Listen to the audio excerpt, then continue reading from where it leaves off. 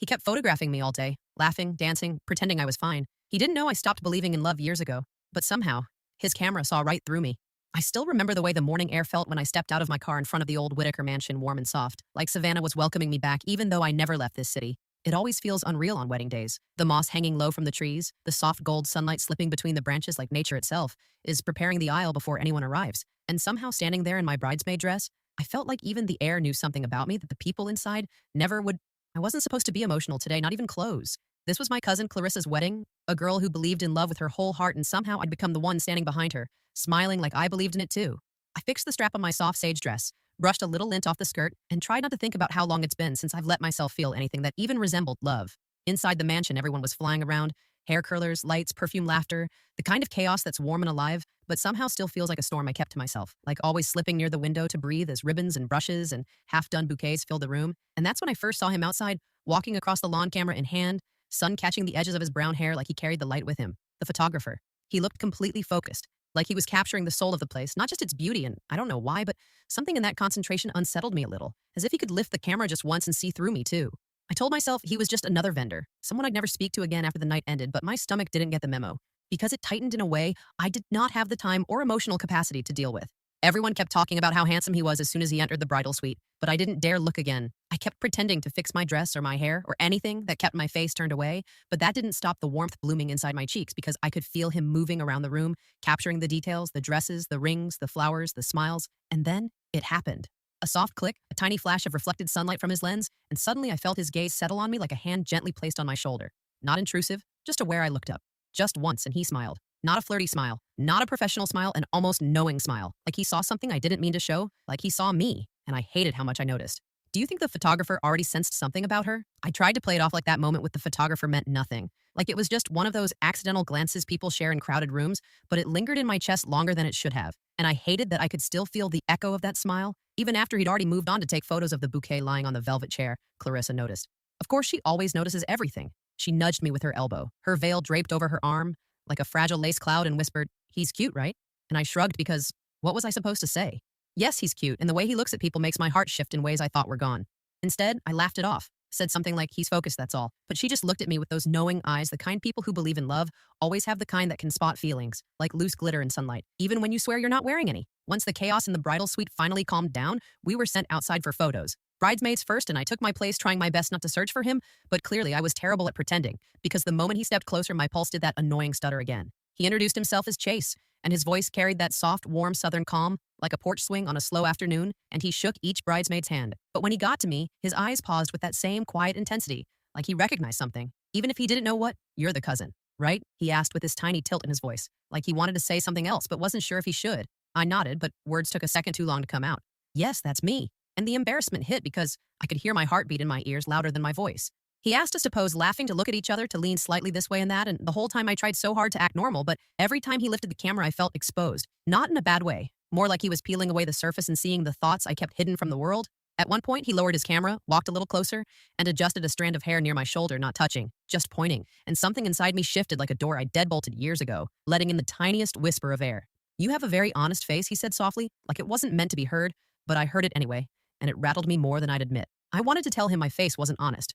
Not anymore. Not since the day everything I believed about love collapsed in front of me, but instead, I just held his gaze for 1 second longer than appropriate and looked away, because that's what I do when things get too real. And yet, even as the photos moved on and the laughter drifted around the garden, I could feel him watching me between shots, not in a way that made me uncomfortable, but in a way that made me wonder if maybe love hadn't given up on me the way I had given up on it. Do you think Chase already likes her, or is he just intrigued? By mid-morning, the mansion was buzzing. Bridesmaids were running between hair and makeup. The bride was rehearsing her walk down the aisle, and I was barely keeping my nerves under control. Somewhere in the chaos, he moved around the room, camera in hand, quietly capturing everything. At first, I tried to ignore him, focusing on the bride and the minor details I was responsible for, adjusting her train, fluffing pillows, straightening ribbons. But every time I caught a glimpse of him through the crowd, I noticed how he wasn't just taking photos. He was observing, really observing. The tilt of my head when I laughed at a joke no one else noticed, the small sigh when I straightened a dress for the 5th time, the way my hands trembled slightly from nerves. And somehow, through his lens, he was telling a story I hadn't realized anyone was paying attention to. Later, outside the mansion, the sunlight streamed through the moss-covered trees, casting soft golden patterns across the garden. I was helping set up the floral arrangements when I saw him crouched near the bushes, camera aimed at the bride laughing with her family. But then, he looked up and our eyes met. My stomach flipped. I wanted to look away, but I couldn't. He raised an eyebrow, and I felt a blush creeping up my neck. I tried to focus on my bouquet, pretending not to notice the way he lingered near me, but every time I turned, he was there, capturing moments, capturing me. And I realized, slowly, that it wasn't just coincidence. He was intentionally framing me, weaving me into the story of this wedding. I wanted to tell myself it was silly, that this was just part of his job, but I couldn't stop thinking about it. There was something in the way he moved, the way he looked at people, that made me want to be seen by him. Really seen, beyond the dress, beyond the flowers, beyond the smiles. By noon, I found myself sneaking glances at him whenever I could. He caught me once, smiled softly, and my heart thudded painfully in my chest. That smile said nothing, but everything. It said he noticed me. It said he cared. And for reasons I couldn't explain, that frightened me more than anything else that day. The wedding was only hours away, and already my thoughts weren't on the bride, the vows, or the perfect flowers. They were on him, the man with the camera, the one who saw me in moments I hadn't known anyone could. And in the quiet spaces between arranging flowers and straightening dresses, I realized that something was stirring inside me, a feeling I hadn't allowed myself to name in years. He wasn't just the wedding photographer. He was the story I didn't know I wanted to be part of. And I had no idea how dangerous or wonderful that could be. Have you ever felt someone noticing the little things about you and it made your heart skip a beat? The reception felt like someone had shaken a snow globe of lanterns and laughter over the entire garden, everything glowing, everything buzzing, everything warm and alive. And yet the moment I stepped into it, I felt strangely out of sync, like my heart was running on a different rhythm than everyone else's. Clarissa and the other bridesmaids were already spinning around the dance floor in that joyous swirl. Only weddings create while I searched for a quiet corner, a little pocket of calm where I could breathe and maybe figure out why Chase's eyes felt like they were following me even when I wasn't looking. And of course, the second I found that calm, he walked right toward me, camera in hand, smile soft and impossibly easy. "You keep vanishing," he said, adjusting the lens but not really focusing it on anything. "That's dangerous at a wedding. Someone might think you're mysterious." "I'm not mysterious," I said before I could stop myself. "I just like observing." He tilted his head. "Funny, because I think you're scared someone might observe you back." That comment hit me in a way I was not prepared for, my chest tightening, my breath catching just slightly because he said it casually like an offhand joke, but his eyes said he meant every word. Before I could come up with a comeback, Clarissa suddenly materialized, grabbed my arm and pulled me onto the dance floor like a woman possessed. "Stop brooding, Ellie. You're dancing if it kills me." I laughed only because I didn't want to be rude, but the second I started moving, something unlocked inside me. Maybe the music, maybe the lights, maybe the freedom of knowing. No one expected anything from me in that moment, not even myself. And then I saw him, Chase, standing just outside the dance floor. Camera lowered, smile, small but real eyes locked on me in a way that sent warmth rushing up my neck, and maybe that should have terrified me, but somehow it didn't. Not right then, not while the music wrapped around me and I felt almost weightless. Then his expression softened like he was seeing something he hadn't expected, and suddenly I couldn't breathe. Not because the moment was too much, but because it felt like it might be real, which scared me more than anything. I slipped out of the circle of dancing bridesmaids pretending I needed water, when really I needed distance, and ended up on the edge of the veranda where the air smelled like magnolia and night-blooming jasmine. A few seconds later, footsteps approached. Slow, careful, like he didn't want to startle me. "You okay?" he asked, leaning beside me, forearms resting on the railing. "Just needed air," I said, which was true, but not the whole truth. He nodded. I could feel his gaze, but he wasn't pushing. He never pushed. Finally, he said quietly, "You looked happy out there." For some reason, that made my throat tighten. "I don't usually let myself be," I whispered without meaning to, and he answered so softly it almost disappeared into the night. "Maybe it's time you let someone change that." And I knew he didn't just mean someone. He meant him. Should Ellie let herself trust Chase or keep her guard up? I didn't answer Chase, not right away, because the words he said floated between us like something fragile, like something that would shatter if I acknowledged it too quickly, and I wasn't sure I was ready to hold anything that delicate. So instead, I looked out at the garden where the lanterns swayed in the soft savanna breeze, the live band dipping into a slow, soulful tune that made everything feel softer around the edges. "You don't have to tell me anything," he said gently. "I just don't want you to stay small because you're not." That word small hit something in me, and without warning, the truth started tugging at the place I've kept sealed for years. A place I promised myself no one would ever get close to again. "You know," I said finally, my voice barely a thread, "people always assume I don't believe in love because I'm cynical, but it's not that." He didn't move, didn't blink, didn't rush me, he just waited, and that made the words spill easier. My last relationship wasn't bad on the surface. He wasn't cruel or mean, he was just distant. And I kept trying to fill the gaps, like if I loved harder, he'd show up more, but instead, it felt like I was disappearing a little every day. Less seen, less heard, less wanted. And I stayed way too long, hoping I'd matter again. Chase exhaled quietly, almost like he'd been holding his breath through the whole story. "That sounds lonely," he said. It was. And when it ended, I didn't feel heartbroken. I felt relieved. Relieved that I didn't have to keep proving I was worth affection anymore. So I made a rule. No more romantic anything. Focus on friends, work, myself. Just things that don't fall apart. He turned slightly so he could see my face, but his voice stayed soft, warm, steady. "And has that worked for you?" I huffed out a laugh. "Honestly, yeah. Mostly because when no one can hurt you, you don't have to brace for impact." "And you'd pick that over feeling anything good?" he asked. Not judgmental, just curious, like he genuinely wanted to understand how I worked. "It's safer," I admitted. "Safe is nice. But safe isn't living, Ellie," he said. "Safe doesn't make you dance or glow or breathe like you did out there on the floor. Safe doesn't make you laugh with your whole body. Safe doesn't make you look at someone like you're afraid of what you're feeling, but you feel it anyway." My stomach flipped, because he was talking about me, but he was also talking about him. and I hated how much it made sense. Before I could respond, one of the groomsmen stumbled outside, after too much champagne, shouting that the sparkler send-off was starting, and everyone needed to line up. Chase pushed off the railing, smiled at me just a little too softly, and said, "Come on, Ellie, the world's waiting for you to step back into it." And before I knew it, he held out his hand. Not forcing, not rushing, just offering. And something inside me whispered, maybe it's time to try again. Should Ellie take Chase's hand or pull back? The evening sun filtered through the tall windows of the mansion, casting a warm golden glow over the dance floor. The air smelled like magnolia and fresh flowers, and soft notes of a string quartet floated through the hall. I wasn't supposed to be watching him at the photographer, but I couldn't help it. He moved quietly among the guests, camera in hand, capturing the laughter, the tears, the fleeting glances that make a wedding unforgettable. I caught him photographing the groom, whispering something to the bride, and then my own laughter when I tripped over my heels. He smiled, a soft, knowing smile that made my chest flutter. Every time he caught me in the frame, I felt exposed, yet strangely seen. There was a difference between someone noticing you and someone really seeing you, and I felt it in every stolen glance of his. As the first song of the evening began, couples swayed on the dance floor. I stayed on the sidelines, pretending I wasn't listening to the music, pretending I wasn't hoping he would ask me to dance. He didn't, but he didn't leave either. He hovered near the edge of the crowd, snapping pictures of twirling dresses and clasped hands, his presence comforting. I remembered the promise I'd made to myself years ago, never to trust love, never to let anyone in. And yet, here he was, slowly dismantling the walls I'd built brick by brick. I could feel it in my chest, a fluttering that made me both terrified and alive. The bride twirled past, whispering thanks for the photos, and I felt him lean closer, camera lowering for a moment. "You're enjoying this, aren't you?" he murmured, voice low, almost teasing. I swallowed, not trusting my words. I'm trying to, I said softly, heart hammering. His eyes softened. "You don't have to pretend," he said. "I see you." And just like that, I almost believed him. The song changed, a slower, more romantic tune. Couples paired off for the traditional slow dance, and my heart ached to be asked. But I didn't move, not trusting the sudden vulnerability that clung to me like a second skin. He knelt slightly, framing the perfect shot, and I saw him hesitate, as though weighing the risk. And then, almost imperceptibly, he extended his hand, a silent invitation. My breath caught. I looked around, heart thundering. No one was watching us, just the warm glow of the chandeliers, the whispers of magnolia in the air, and the soft music that made the world feel like it had shrunk to this single perfect moment. I stepped forward, placing my hand in his. The electricity was immediate, subtle but undeniable. He led me into the center of the dance floor, camera forgotten for the moment, and we swayed gently. His grip was confident but gentle, his hand warm against mine, and I felt something shift inside me. For the first time in years, I let myself be present. No walls, no defenses, just this, a slow dance, a fleeting touch, and the quiet understanding that maybe, just maybe, love could be worth the risk. Have you ever felt someone see you in a way no one else ever did? Would you let yourself be vulnerable for that connection? After the slow dance, I slipped away from the ballroom, my heels clicking softly on the marble floor. The evening air was cooler outside, scented with magnolia and damp earth, and I took a deep breath, trying to steady the rapid rhythm of my heart. I didn't know why I felt both drawn to him and terrified at the same time. I wandered through the garden, lit by strings of twinkling lights that made the moss-draped oaks look enchanted. And then I saw him, camera slung over his shoulder, crouched to capture the reflection of the chandeliers in the fountain. He looked up, surprised to see me, but the warmth in his eyes didn't waver. "You came out here too," I said softly, not sure whether I was scolding or confessing. "I thought I'd find you," he said with a faint smile. I needed a break from the crowd. I nodded, unsure of what to say next. The silence between us was comfortable, heavy with the words we hadn't yet spoken. And then, in that quiet, I felt compelled to share a piece of myself I had hidden for so long. I don't really believe in love," I admitted, barely above a whisper. His brow furrowed slightly, but he didn't look away.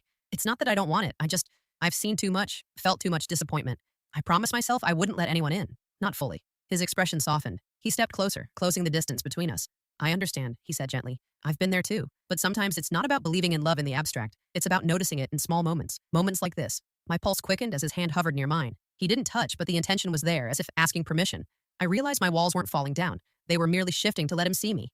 "I'm scared," I admitted, a small laugh escaping despite myself. "Scared that if I let myself feel it will all come crashing down." He tilted his head, eyes soft, yet focused entirely on me. "Scared is okay. Feeling is okay. But you're not alone tonight. Not with me."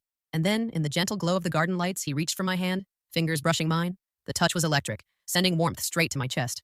I squeezed back, finally allowing myself to be fully present. We stayed there, talking in whispers, laughter slipping between admissions of fear and hope. He made me feel like I could trust him, like the past didn't have to define the present. And for the first time, I imagined a future that included someone else, someone who could make my heart feel lighter instead of heavier. As the night deepened, the garden became a sanctuary. Twinkling lights, soft moss underfoot, and the quiet murmur of the fountain made it feel like the world existed only for us.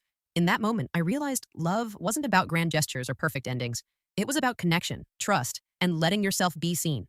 Have you ever met someone who made you feel safe enough to share your fears? Would you let yourself open up to them?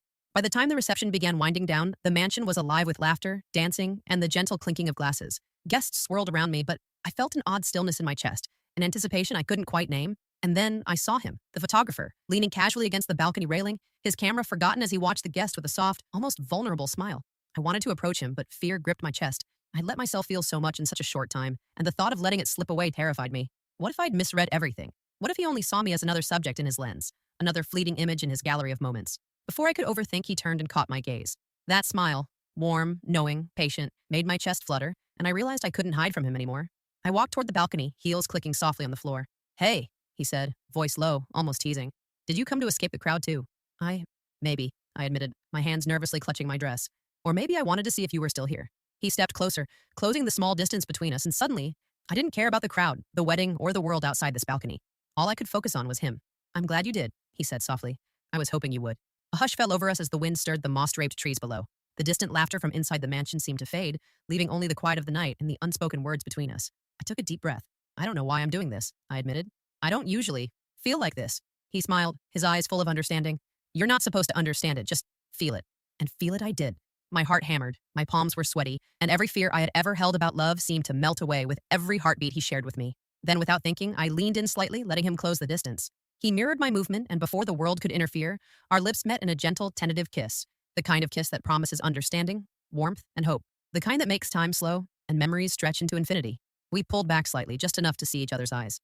"I've been photographing love all day," he murmured, a smile tugging at his lips. "But this feels like the first time I've really seen it." My chest swelled, a mix of relief and exhilaration. For the first time, I didn't fear letting someone in. For the first time, I allowed myself to hope. And as the night sky stretched above the mossy oaks, I realized that some moments, like this one, weren't meant to be captured in photographs. They were meant to be lived, felt, and cherished. Have you ever had a moment that made you forget everything else around you? Would you let yourself fully live in it? The night was deepening, and the last guests were beginning to trickle out of the mansion. The music had softened to a gentle hum, and the warm glow of the chandeliers reflected off polished floors and golden champagne glasses. I stayed near the balcony, the memory of our kiss still tingling on my lips, my heart stubbornly racing. He approached quietly, camera now tucked away, and offered me his hand with that small, inviting smile I couldn't resist. "One last walk?" he asked, his voice gentle, coaxing me into leaving the noise behind. We wandered through the moss-draped garden, the soft rustle of leaves and the distant chirping of crickets filling the silence. For a while, we simply walked, hands brushing, hearts slowly synchronizing with every step. Then he stopped, turning to face me. There was something in his gaze, a question, an understanding, a patience I hadn't known I needed. My chest tightened, and I realized the truth I'd been holding back, the truth that kept me from fully trusting anyone, even someone who had already captured my heart without asking permission. "I need to tell you something," I whispered, voice trembling. He nodded, encouraging me to go on. "I don't believe in love," I admitted, my eyes dropping to the ground, ashamed but desperate to be honest. "I've been hurt before, in ways that made me think it was better to guard my heart. Maybe I wasn't meant for this." He didn't flinch. He didn't look disappointed or judgmental. Instead, he stepped closer, taking my hands gently into his. "And yet here you are, with me, feeling something anyway." I swallowed hard, feeling my defenses crumble under the warmth of his gaze. "I want to trust it," I confessed. "I want to feel it, but it terrifies me." His thumbs brushed lightly across my palm, steadying me. "Love doesn't always make sense. It doesn't follow rules or timelines. It just happens. And when it does, it's up to us to decide if we let it in. I can't promise it'll be perfect, but I can promise I'll be here, choosing it with you every step of the way." For the first time in years, I allowed myself to breathe fully, to feel fully. The walls I'd spent so long building around my heart weren't crumbling. They were melting, leaving room for something I'd thought impossible: hope. I lifted my eyes to his, seeing nothing but patience, warmth, and an unspoken promise. Slowly, carefully, I leaned into him, our foreheads touching, sharing the quiet intimacy that only honesty can bring. "I'm ready," I whispered.